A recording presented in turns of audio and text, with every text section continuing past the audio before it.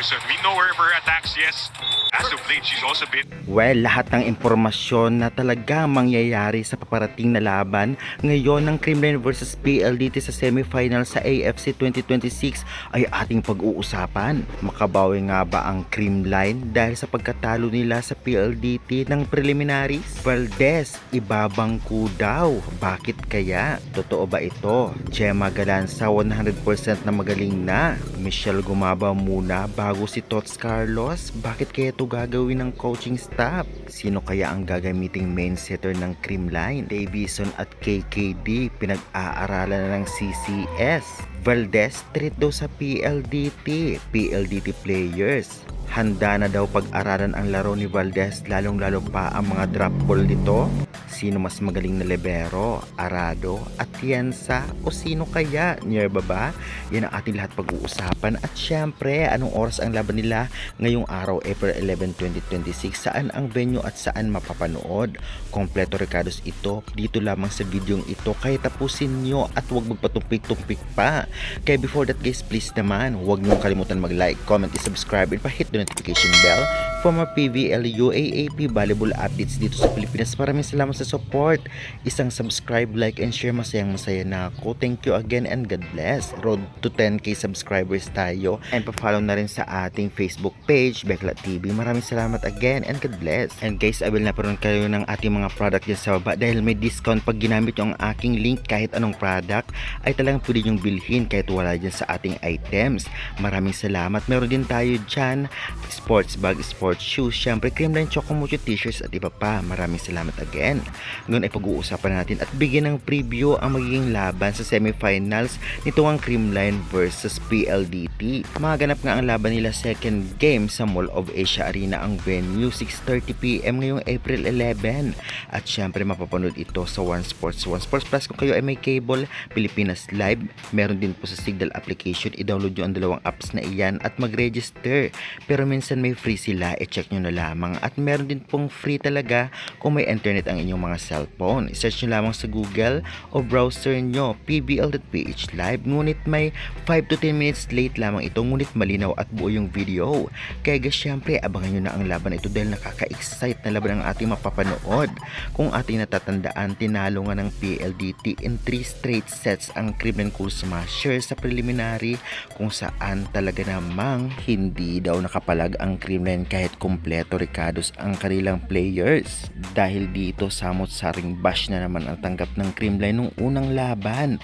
At hindi lang yan, kung ating titignan sa ranking, consistent din ang PLDT kasama ang Signal na kanilang sister team na palaging nasa top sa ranking sa prelims. At kung ating pagbabasihan ng mga nakaraang conference, masasabi nga natin na para bang talagang palaging nananalo itong PLDT laban sa Creamline. Kumbaga ay parang sumpa na daw ito. Ngunit well, alam naman nating lahat na kahit mga dati lang ang players ng PLDT ay talagang natalo na talaga ng Creamline noon ang PLDT. Kaya naman hindi malabong mangyaring maulit-ulit yon.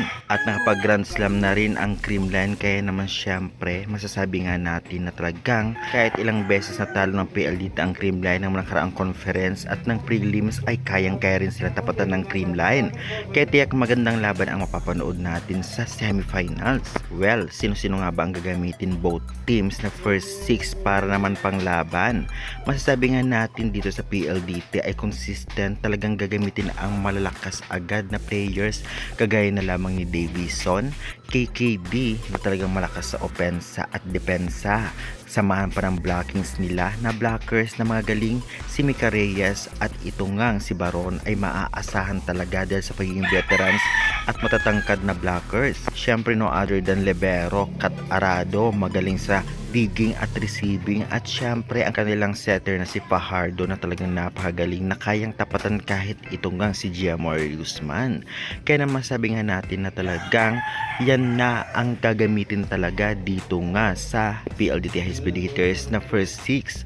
Samantalang sa Creamline naman, possible na gamitin ay ang ginamit sa semifinals. Ito ay sa tingin ko lamang, ngunit malay natin diba dahil hindi naman tayo ang coaching staff. Dahil kung ating titignan, tinalo ng 3 straight sets ng PLDT ang Creamline gamit sinagalan sa Pons at Tots Carlos samahan ng setter na si Giamor de Guzman.